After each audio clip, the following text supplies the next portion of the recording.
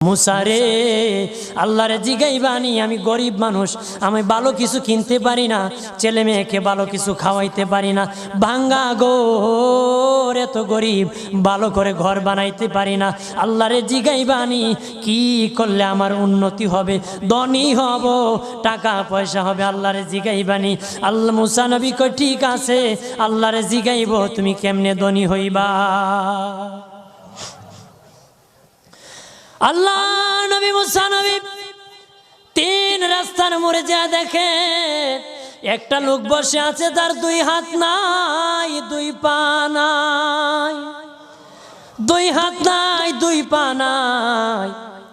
ওই লোক ডাক দিয়া কয়, মুসা রে, জীবনে কোনোদিন নিজে হাঁটতে পারি নাই, নিজ হাতে খেতে পারি নাই, কেউ খাওয়াইলে খাই, নতুবা উপবাস থাকি, বৃষ্টি আসলে ভিজি, সেখানে আমি